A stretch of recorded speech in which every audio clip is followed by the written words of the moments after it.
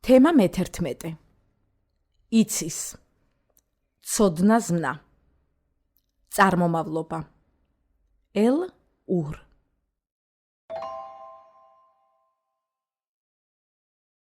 ელენე. მე ელენე ვარ. ცხოვრობ საქართველოში და ვარ ქართველი. დედაჩემი უკრაინელია. მაგრამ მისი ოჯახიც თბილისში ცხოვრობს. ჩემი და გერმანიაში ცხოვრობს. მისი ქმარი გერმანელია. მე რამდენიმე ენა ვიცი. ქართული ენა ჩემი მშობლიური ენაა.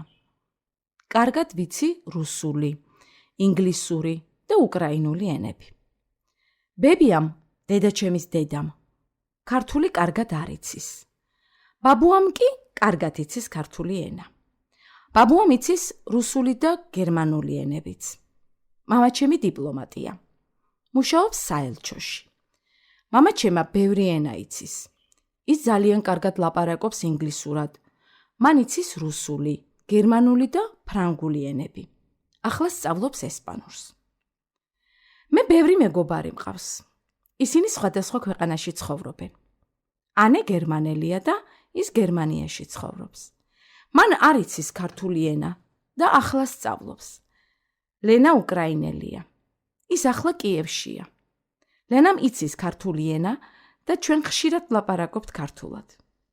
ქეითი ინგლისელია, მაგრამ ის ახლა იტალიაში სწავლობს.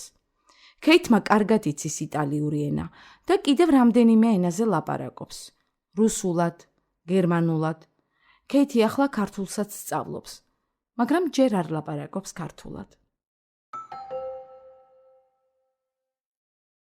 გამარჯობა. გაგიმარჯოს. თქვენ საიდან ხართ? მე ამერიკელი ვარ, მაგრამ წარმოშობით იტალიელი ვარ. თქვენ იცით იტალიური ენა?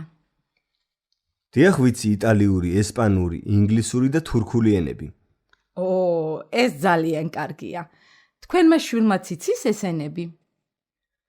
ჩემმა შვილმა იცის ინგლისური, იტალიური და ბერძნული ენები. თქვენ რომელი ენები იცით? მე ვიცი ინგლისური, რუსული და ლიტვური ენები.